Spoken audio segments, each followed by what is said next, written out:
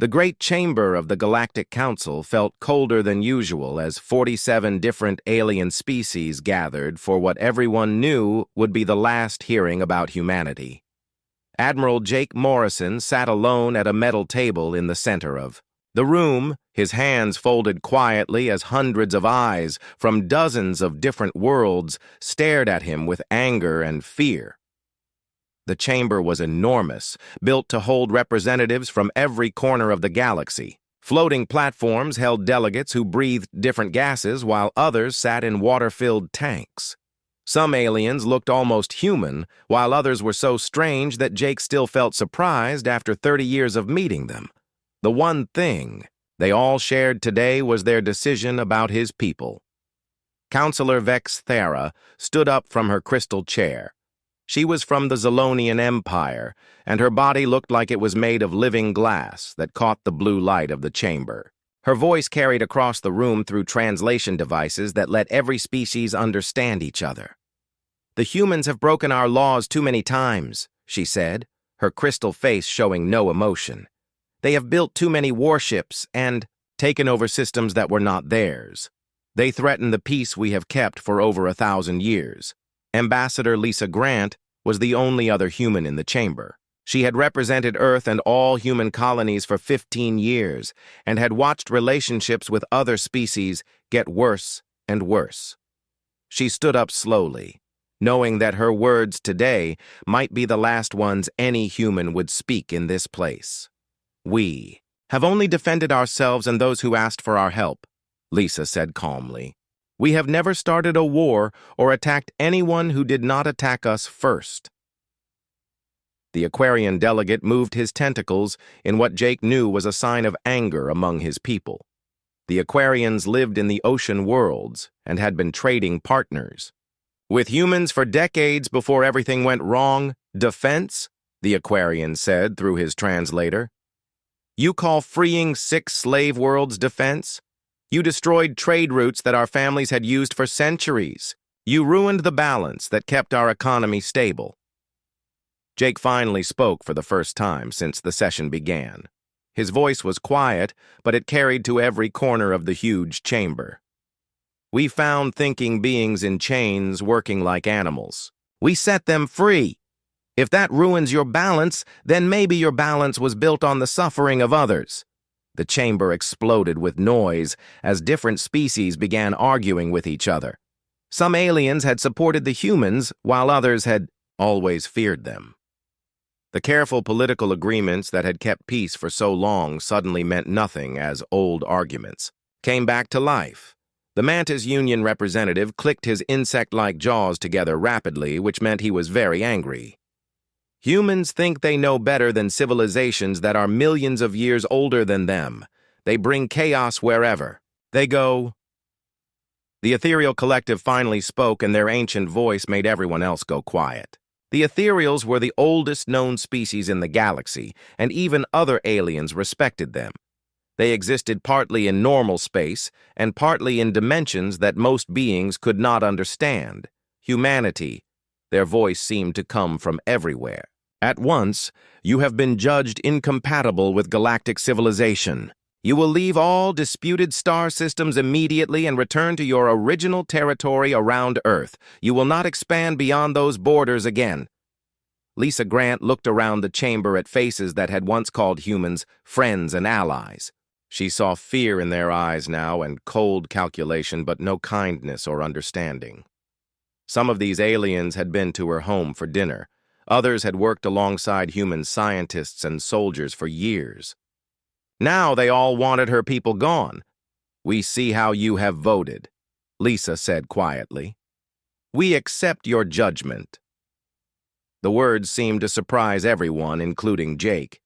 Many species had fought council decisions for decades, using lawyers and political pressure, and sometimes even wars. No one had expected humans to simply agree to leave. Counselor Vexathera leaned forward on her crystal throne. "You accept? Just like that?" "We accept," Lisa repeated. "If the galaxy believes we do not belong here, then we will go. We will not fight. Your decision, or try to change your minds." We will pack our things and leave. The silence that followed felt strange and heavy. Even the ethereal collective seemed surprised by the human response. Other species began whispering among themselves in their own languages, creating a sound like static electricity in the air. General Kethvar of the Vorthon military had expected threats or demands, or at least angry words. The Vorthans were a warrior culture, and they understood fighting, but not this quiet acceptance. "What about your colonies?" he asked. "Your trade agreements? Your research stations? You will just abandon everything?" Jake Morrison stood up slowly and straightened his uniform. "We built those things once. We can build them again somewhere else. The galaxy is a big place."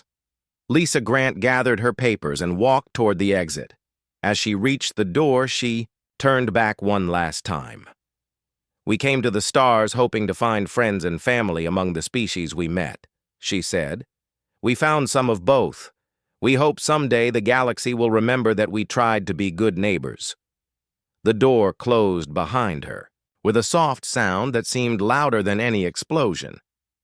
The chamber stayed quiet for a long time after the humans left. Captain Ben Hayes watched through the window of his cargo ship as Kepler station grew smaller and smaller behind them.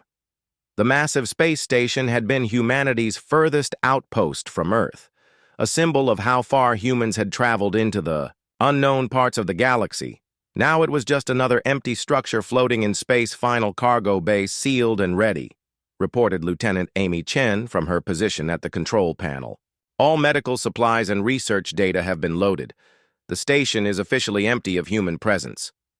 Ben nodded but kept watching the station disappear into the black. He had commanded supply runs to Kepler for 8 years and knew every corridor and room. His own daughter had been born in the station's medical center. Now families who had lived their entire lives there were packed into transport ships heading back toward Earth. The evacuation had taken 3 months, but it felt like it happened overnight.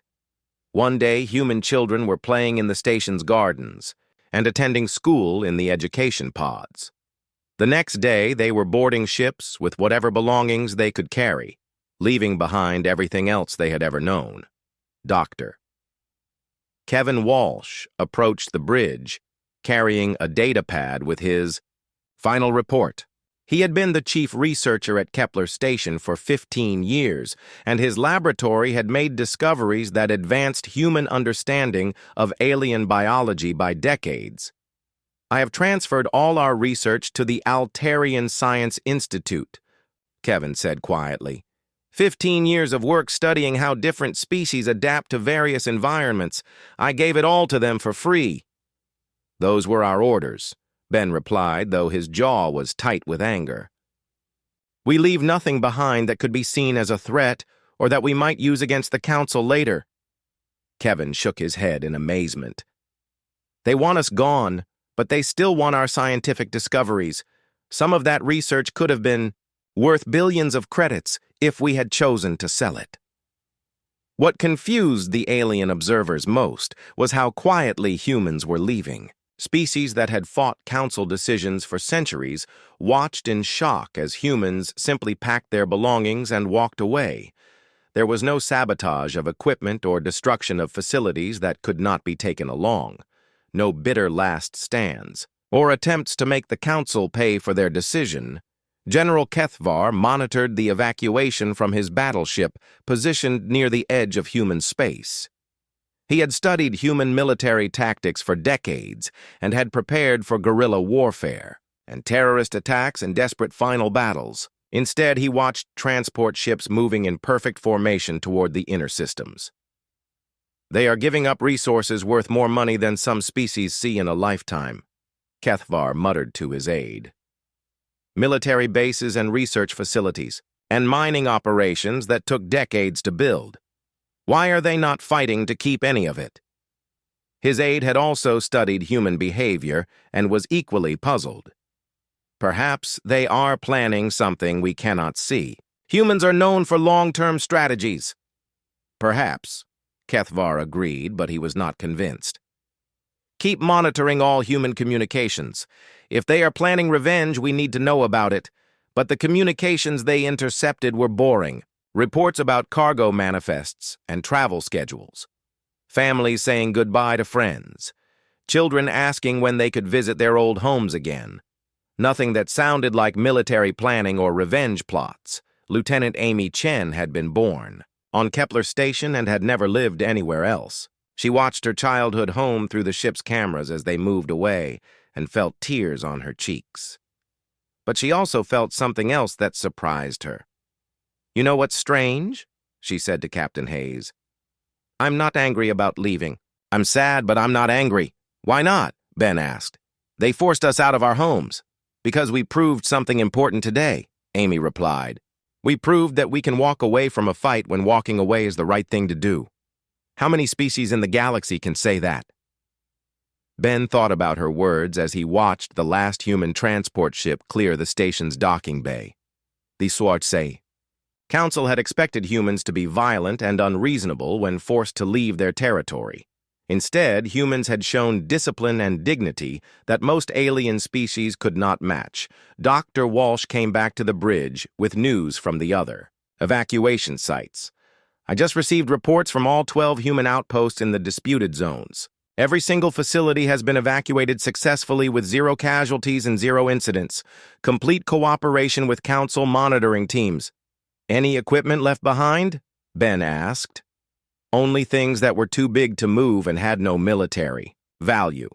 Furniture, some farming equipment, basic life support systems. We even left instruction manuals in case the new occupants need them." The irony was not lost on any of them. Humans were being forced out because other species feared their military strength and aggressive expansion. But the evacuation itself showed more restraint and organization than most alien militaries could achieve. As they reached the edge of the Kepler system, Amy Chen sent one final message to Galactic Command using the standard diplomatic frequency. "This is Lieutenant Amy Chen aboard the cargo vessel New Horizon," she said into her microphone.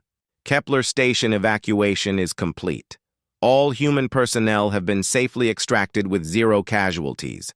Station systems have been left in full working order for the next occupants. We wish you success in all your future endeavors." The response from Galactic Command was just a standard acknowledgement, but Amy could hear surprise in the alien voice that replied. They had expected threats or demands or at least bitter complaints. Instead, they got a polite farewell and best wishes for the future. Captain Hayes set course for the inner human systems, where refugees from all the outer colonies were gathering. Earth's government was working around the clock to find new homes for millions of displaced people. It would be difficult, but humans had overcome worse challenges before. "What do you think happens next?" Amy asked, as they jumped to faster-than-light speed. "I think we find out what humans can do when we stop worrying about what other species think of us," Ben replied. "I think we find out who we really are when we only have ourselves to rely on. Behind them, Kepler Station continued its orbit around the system's star, empty and silent for the first time in 30 years. Council inspection teams would arrive soon to catalog everything humans had left behind, but they would find no weapons or secret plans or anything else that justified the fear that had driven humanity into exile. They would find only the empty homes of a people who had chosen dignity over revenge and who had walked away from everything they had built rather than fight a war that would hurt innocent beings throughout the galaxy. Captain Maria Santos guided her exploration ship Aurora through the dark space between the spiral arms of the galaxy, where no intelligent species had ever tried to live before. The gravitational forces here were unpredictable and dangerous, creating fields of twisted space-time that could crush a normal ship like an empty can. But the Aurora was not a normal ship anymore. "Energy readings are incredible out here," reported Lieutenant Pete Richardson from his science station.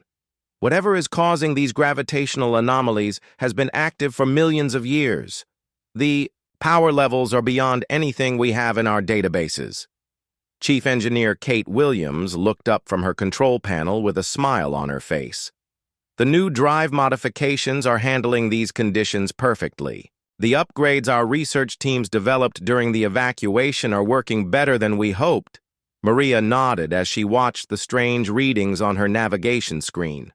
While the Council had focused on human weapons and military ships, they had completely ignored humanity's greatest talent. Humans adapted to new situations faster than any other known species. When forced to abandon their comfortable colonies, they had immediately begun developing technology to survive in places no one else would even consider visiting. "Captain, you need to see this," Pete called out with excitement in his voice. The main viewing screen lit up with the image of something that should not have existed. A massive structure floated in the void, clearly built by intelligent beings, but unlike anything in the known galaxy. Its design was geometric and mathematical, with patterns that seemed to shift and change as they watched. "Get me Dr. Frank Turner," Maria ordered. The ship's xenoarchaeologist appeared on a communication screen from his laboratory deep inside. "The Aurora." "This is extraordinary," Frank said as he analyzed the sensor data. "The construction predates any known civilization by millions of years. The energy signature indicates that it is still functioning after all this time. Whatever built this had technology far beyond anything the current galaxy has achieved. As the Aurora moved closer to the ancient installation, Maria felt the same excitement she had experienced as a child when her parents first took her to see the ocean. This was discovery in its purest form, finding something that had been hidden since before humans had even evolved on Earth. "Beginning full survey protocols," she announced. "Pete, start recording everything. Someone is going to want detailed records of this discovery." Over the following weeks, the Aurora conducted the most thorough exploration of an alien artifact in human history. The structure was enormous, larger than some space stations, and clearly designed by beings with a completely different understanding of physics and engineering. Most amazingly, it was still active after eons of waiting in the Void Doctor. Turner's team discovered that the installation used principles of energy manipulation that human science had only theorized about. The builders had found ways to convert matter directly into usable power and to bend space-time in controlled ways that made faster-than-light travel look primitive. "This changes everything we thought we knew about what is possible," Frank reported during one of their daily briefings. "The mathematical principles alone will advance human technology by centuries." Kate Williams was particularly excited about the propulsion systems she found in the lower levels of the structure. "If we can understand how this works, we could build ships that travel between galaxies as easily as we currently travel between star systems." But the most important discovery came when Pete Richardson figured out how to activate the installation's communication array. The ancient structure began broadcasting signals into deep space, using frequencies and methods that no current galactic civilization used or even knew about. "It's trying to contact something," Pete reported with wonder in his voice. "The signals are being sent toward the Andromeda Galaxy and beyond." Whoever built this expected to maintain contact across distances that would take millions of years for normal radio signals to cross. Maria stared at the data readings and realized what they had found. This was not just an ancient artifact. It was a gateway, a communication hub designed to connect distant parts of the universe. And somehow, impossibly, it was still waiting for its builders to return. "Captain," Kate called from her engineering station, "I'm detecting similar energy signatures from 17 other locations in the Void regions. Whatever this is, it's not alone." The implications were staggering. While the Council had exiled humanity to empty space, they had unknowingly sent them to a region filled with technology that could revolutionize galactic civilization. The ancient builders had hidden their greatest achievements in the spaces between stars where no one would think to look. Dr. Turner made another discovery that changed their understanding even further. "The installation's computer systems are still functional. I've managed to access some of their databases. Captain, the beings who built this were refugees just like us." Maria felt a chill run down her spine. Refugees? Their own civilization exiled them for being too different, too dangerous to the established order. So they came here to the void between galaxies. and built something that their former enemies could never have imagined. The parallel was too obvious to ignore. Humanity had been cast out by a galactic civilization that feared their differences. Now they were discovering the legacy of another species that had faced the same choice thousands of years ago. The difference was that the ancient builders had used their exile to transcend everything their former civilization had thought possible. Over the following months, human exploration teams discovered installation after installation throughout the void regions. Each one contained technologies that pushed the boundaries of known science, faster-than-light communication systems that worked instantly across any distance, energy manipulation techniques that could power entire star systems, transportation methods that made current spaceship technology look like stone tools. We need to be very careful about how we use this knowledge, Maria warned during a conference call with other human exploration captains. The Council exiled us because they thought we were too powerful with primitive technology. If they learned what we're discovering out here, they might decide we're too dangerous to leave alive. Captain Jack Ford of the exploration ship Horizon agreed. For now, we keep this information among ourselves. We learn everything we can, and we build the infrastructure we need to use it safely. When the time comes to reveal what we've found, we'll be ready. The irony was beautiful in its completeness. The Council had tried to limit human expansion by forcing them into the empty regions of space. Instead, they had given humanity access to technologies that would make them the most advanced civilization the galaxy had ever seen. As Maria watched the ancient installation's lights pulse with patient energy, she wondered if the builders had ever imagined that another exiled species would one day find their gifts and carry their legacy forward into a new age. Somehow she thought they would have approved. Counselor Vexathera stared at the intelligence report spread across her crystal desk with growing unease. 8 months had passed since humanity's exile, and the galaxy was not functioning the way the Council had predicted it would. The careful balance that had maintained peace and prosperity for over 1,000 years was showing cracks that grew larger every day. The Terran trade routes are completely collapsed, reported her economic advisor, a nervous Mantis Union bureaucrat whose antenna twitched with anxiety. Shipping costs between the Outer Rim colonies and the core worlds have increased by 300%. Several mining operations have shut down because they cannot afford to transport their products to market. Vexathara scrolled through more disturbing data on her computer screen. The numbers painted a picture of economic disaster spreading through multiple star systems. How is this possible? Other species ran these trade routes before humans arrived in the galaxy. That was 800 years ago, the advisor replied, carefully. The routes that humans established were far more efficient than anything we had before. They found shortcuts through dangerous space and negotiated agreements with hostile species that we thought were impossible to reach. Without their knowledge of these routes and relationships, we have had to fall back on older and much more expensive methods. The security briefing that followed was even worse. General Kethvar appeared via hologram from his flagship, his usual. Military confidence replaced by frustration and worry. The situation in the outer territories is deteriorating rapidly, the general reported. The Zoran slave uprising has spread to 12 star systems and shows no signs of stopping. We have lost contact with 6 border colonies and our peacekeeping forces are struggling to maintain order. Vexathara leaned forward in her chair. Surely our military forces can handle simple rebellions by primitive slave species. Kethvar's expression was grim. These are not simple rebellions anymore. Someone has been teaching the rebels advanced military tactics, small unit coordination, asymmetric warfare, sophisticated logistics. They fight like trained soldiers now instead of desperate slaves.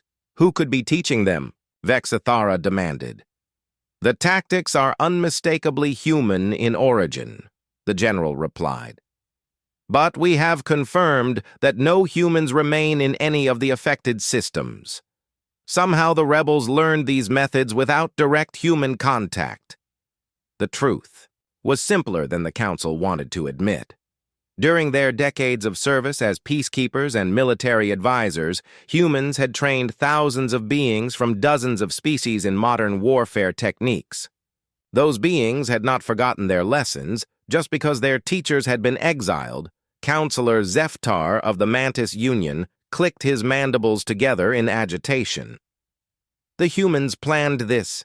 They deliberately taught military skills to potential rebels, knowing that we would face these problems after they left.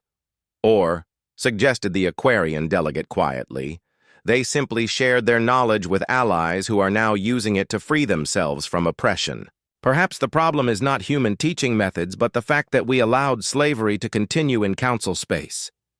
The chamber erupted in angry chittering and electronic protests as different species began arguing about policies that had been settled for centuries.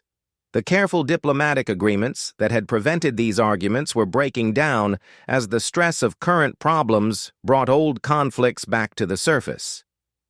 The most troubling report came from the ethereal collective's representative. The ancient beings rarely showed emotion, but their quantum-transmitted voice carried notes of genuine concern. We have detected massive energy signatures from the void regions where humans have relocated, the ethereal announced. The quantum fluctuations suggest technologies that do not exist in our databases. The power output exceeds anything our civilization has achieved in millions of years of development. A cold silence fell over the chamber. The ethereal collective was the oldest and most advanced species in the known galaxy. If they were detecting technologies beyond their understanding, the implications were terrifying. What kind of technologies? Demanded Counselor Zeftar. Unknown. But the energy patterns suggest manipulation of fundamental forces that we consider theoretical impossibilities. If humans have discovered something in those empty regions or developed new science during their exile, they may now possess capabilities that exceed our ability to contain or control. Vexathara felt ice forming in her stomach. The Council had exiled humanity because they feared human military expansion and aggressive tendencies. Now, it appeared that the exile had given humans access to power sources that made their previous capabilities look primitive. Could they pose a threat to Council? Space? She asked. Unknown, the ethereal replied. But if our energy readings are accurate, they could pose a threat to anything they chose to threaten. The Mantis Union representative began pacing nervously around his platform. We should mobilize the fleet immediately. If humans have developed weapons beyond our understanding, we cannot allow them to use those weapons against us. With what fleet? General Kethvar asked bitterly. Half our ships are trying to contain slave rebellions in the outer territories. The other half are protecting trade routes that barely function without human navigational expertise. We do not have the resources for a major military campaign. The Aquarian delegate raised a tentative appendage. Perhaps we should consider diplomatic contact. If humans have developed new technologies, they might be willing to share them in exchange for normalized relations. Vexathara's response was sharp and immediate. Absolutely not. We made our decision based on sound reasoning and careful consideration. We will not appear weak by reversing our position after mere months. But even as she spoke the words, Vexathara was already beginning to draft contingency plans in her mind. The Council's intelligence networks were reporting increasing problems throughout galactic civilization. Economic collapse, military defeats, technological failures, and social unrest were spreading like a plague through systems that had been stable for centuries. The common factor in all these problems was the absence of human expertise and cooperation. Humans had been integrated into galactic civilization so thoroughly that removing them had created gaps that other species could not fill. The Council had not realized how dependent they had become on human innovation and problem-solving abilities. What about the quantum communication network? Asked another delegate. Several systems have reported intermittent failures in recent weeks. The technical specialist who answered looked genuinely frightened. The network was originally designed and installed by human engineers 2 centuries ago. While we have maintained it since then, there are subsystems and backup protocols that apparently only human technicians fully understood. Some of these systems are beginning to fail, and we lack the expertise to repair them. The implications hung in the air like toxic gas. The quantum communication network was the backbone of galactic civilization. Without it, the Council could not coordinate responses to crises or maintain the political agreements that prevented wars between member species. How long before complete network failure? Vexithara asked quietly. Unknown. But if current trends continue, we estimate 6 months to 2 years before major systems begin shutting down permanently. As the emergency session continued through the night, reports arrived of more problems throughout Council space. The careful structure of galactic civilization was crumbling, and every crack seemed to trace back to the absence of human knowledge and cooperation. For the first time since the exile, Council members began to question whether they had made the right choice. The crisis began at exactly A0347 Standard Galactic Time, when the quantum communication array suffered what appeared to be a complete and catastrophic failure. Within 6 hours, the information network that had connected 47 different civilizations for over 1,200 years went completely silent across the entire galaxy. Tech specialist Quilnix of the Crystalline Collective worked frantically at his control station as error messages cascaded across his screens like digital rain. His crystalline fingers moved over the controls with desperate speed, but every command he entered resulted in more system failures. The quantum entanglement matrix is completely destabilized, he reported to his supervisor with panic in his translated voice. All primary communication nodes have lost synchronization simultaneously. It is like someone cut the connections at the fundamental quantum level. Supervisor Tekhar studied the failure reports with growing alarm. He had maintained communication systems for over 2 centuries and had never seen anything like the patterns displayed on their monitors. This is not random system failure. The disconnections are too precise and too coordinated. Someone with intimate knowledge of our network architecture did this deliberately. Across the galaxy, the effects were immediate and devastating. Trade negotiations that had taken place instantaneously for centuries now required courier ships that would take weeks or months to deliver messages between star systems. Military coordination between allied species became nearly impossible as commanders lost contact with their fleets. Scientific collaboration that had advanced galactic knowledge for generations ground to a complete halt. Emergency council sessions were called. But without the quantum network, it took 5 days for representatives to physically travel to the capital station. Many species had not maintained long-range transportation capabilities because the communication network had made them unnecessary for decades. Who could have done this? Demanded Councillor Vexithara as the emergency session finally convened.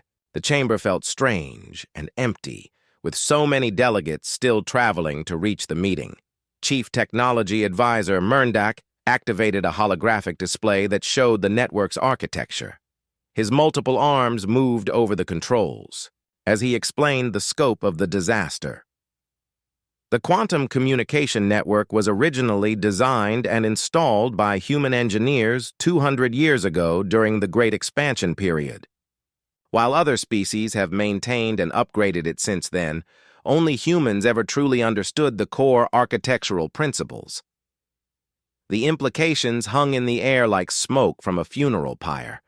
General Kethvar voiced what everyone was thinking, but no one wanted to say out loud, "Are you suggesting that humans sabotaged our communication network before they left council space?"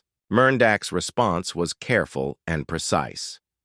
Not sabotaged in the traditional sense. All human access codes were properly transferred to our technicians according to standard protocols. But there are subsystems and backup protocols that apparently only human engineers knew about. When they left, they took that institutional knowledge with them. Counselor Zeftar slammed his appendage on the table with enough force to crack the surface. Then fix it. Reverse engineer the systems. Rebuild what we need to rebuild. We have been trying for weeks, Merndak replied with exhaustion in his voice. Human quantum engineering operates on principles that we are only beginning to understand. They developed mathematical frameworks that our greatest scientists consider revolutionary. It could take years or even decades to develop the expertise needed for repairs. And without the communication network, added the ethereal collective's representative, our civilization begins to fragment back into the isolated systems that existed before the Great Unification. We return to the dark ages that plagued the galaxy for millions of years. As the emergency session continued, courier ships arrived with reports of increasing chaos throughout Council space.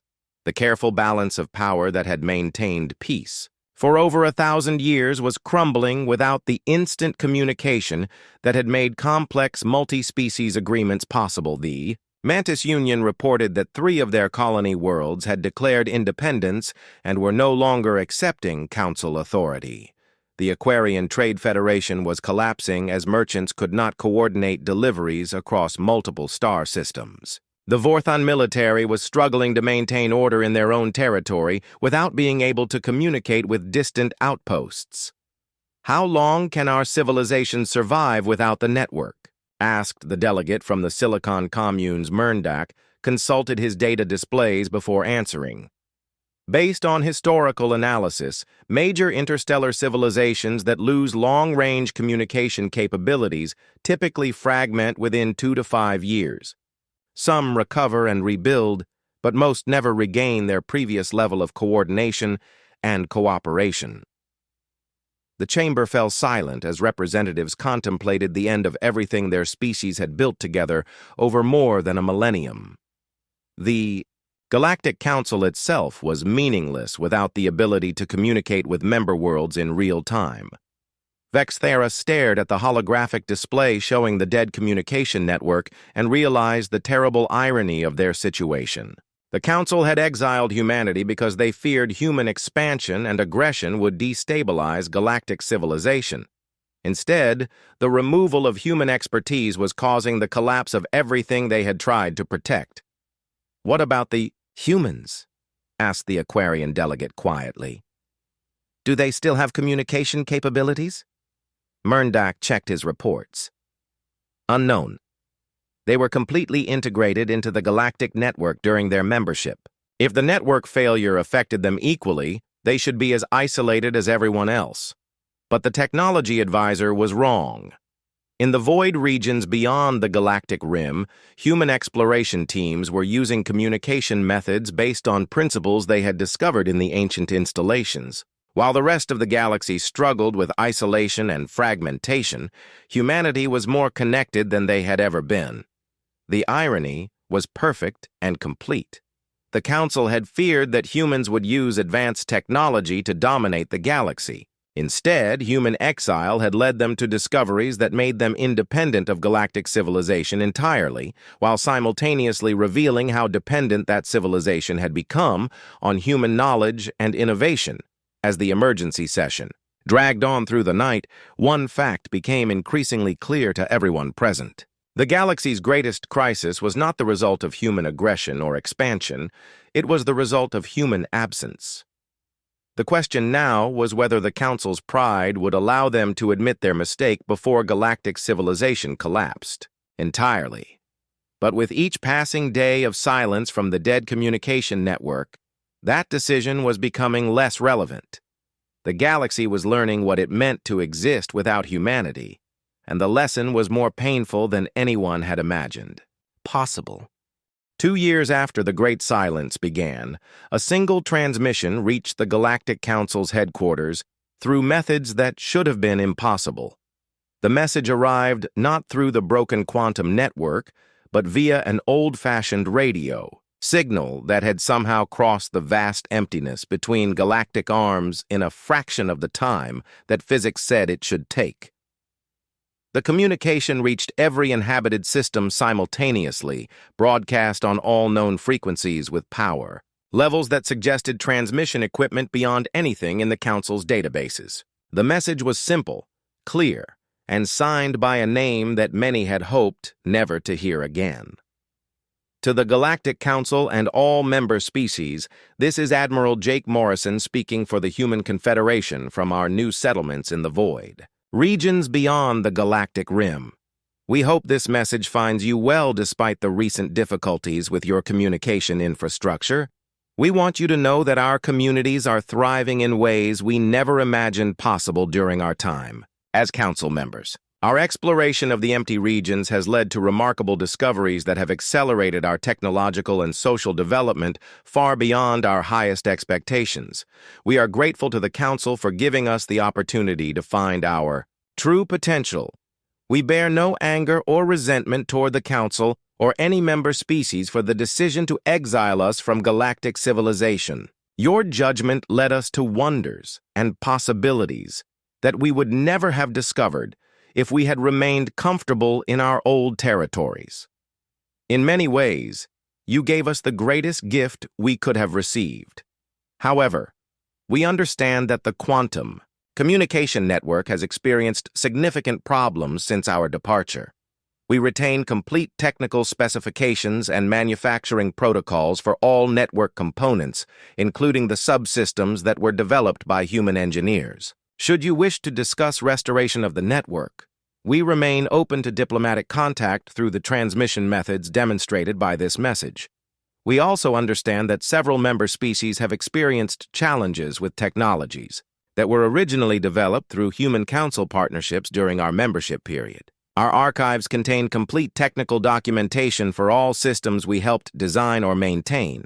This includes trade route navigation data, military tactical frameworks, industrial process specifications, and scientific research databases. Make this offer not from any sense of obligation or desire for political advantage, but from genuine hope that the galaxy might one day be united not through fear of those who are different, but through celebration of what each species contributes to the whole. Diversity of thought and approach has always been humanity's greatest strength, and we believe it could be the galaxy's as well. The choice, as always, remains entirely yours. We will continue to develop our new civilization in the regions we now call home. Whether that development occurs in isolation or in cooperation with our galactic neighbors depends on decisions that only you can make. We wish peace and prosperity to all thinking beings throughout the galaxy. Respectfully, Admiral Jake Morrison, speaking for the Human Confederation, transmitted from the Andromeda Gate installation. The message created chaos in the council chambers that lasted for days. Emergency sessions were called as representatives struggled to understand what they had just heard. The Andromeda Gate was a theoretical construct that the galaxy's greatest physicists had declared impossible to build with any known technology counselor.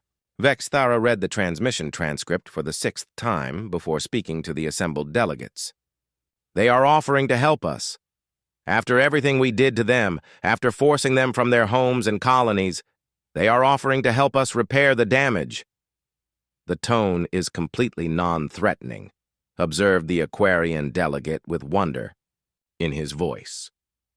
No demands for apologies or reparations, no conditions or political requirements, just an offer of technical assistance. The ethereal collective's representative processed the implications with their vast computational abilities. This Andromeda Gate installation suggests they have developed faster-than-light travel capabilities, far beyond anything we thought possible. They could have returned to Council space as conquerors with overwhelming technological superiority. But they did not, added Counselor Zeftar quietly. They sent a message, a diplomatic offer. They chose communication over conquest. General Kethavar studied the transmission's technical data with growing amazement. The energy requirements for sending this signal simultaneously to every inhabited system in the galaxy are staggering. It suggests they now have access to power sources that dwarf anything in our civilization. yet they use this incredible capability for a peaceful diplomatic overture. As debate continued through multiple sessions, one fact became undeniable to everyone present. Humanity had not simply survived their exile from galactic civilization, they had transcended it entirely. The species that the Council had feared for their primitive aggression had evolved into something that operated on principles and capabilities. Beyond current galactic understanding, reports from Council intelligence services painted a picture of human development that seemed almost magical. Energy readings from the void regions suggested matter conversion technologies and space-time manipulation abilities that belonged in theoretical physics papers rather than practical engineering reports. "They could destroy us," admitted the military advisor with honest fear in his voice. "If half of what our sensors detect is real, they could eliminate every Council world without significant effort." Yet their message speaks of cooperation and mutual benefit, the ethereal representative observed. "They have gained the power to impose their will on the galaxy, but choose instead to offer partnership." The debates lasted for weeks as pride warred with pragmatism throughout the Council chambers. Some delegates insisted that accepting human help would be admitting the exile had been a mistake.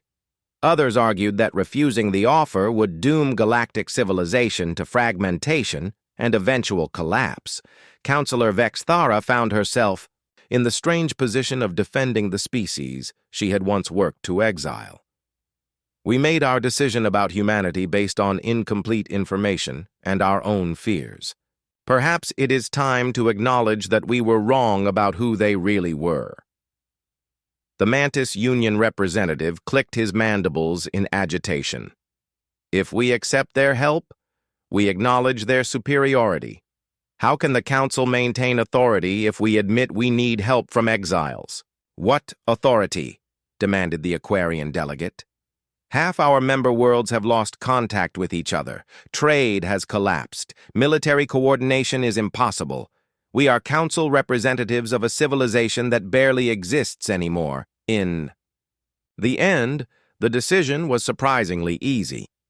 The alternative to accepting human help was watching everything they had built over centuries crumble into isolated fragments that would eventually forget they had ever been part of something greater.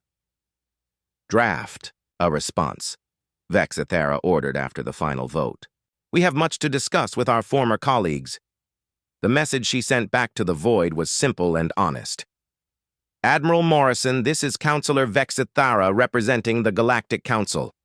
We accept your generous offer of assistance and request immediate diplomatic contact to discuss restoration of our communication network and normalization of relations between our civilizations. We have learned much during your absence and hope you will consider sharing what you have learned as well." The response came within hours, proof that human communication capabilities now operated beyond known physical limitations. Jake Morrison's voice was warm and familiar as it filled the Council chamber. "Counselor Vexthara, it will be our pleasure to help. We are dispatching technical teams immediately and look forward to building something better than what existed before." As Vexthara closed the communication channel, she realized that humanity had achieved something that no other species in galactic history had ever accomplished. They had turned exile into transformation and emerged not as conquerors seeking revenge, but as teachers offering wisdom. The galaxy was about to learn what civilization could become when it was built on cooperation, rather than fear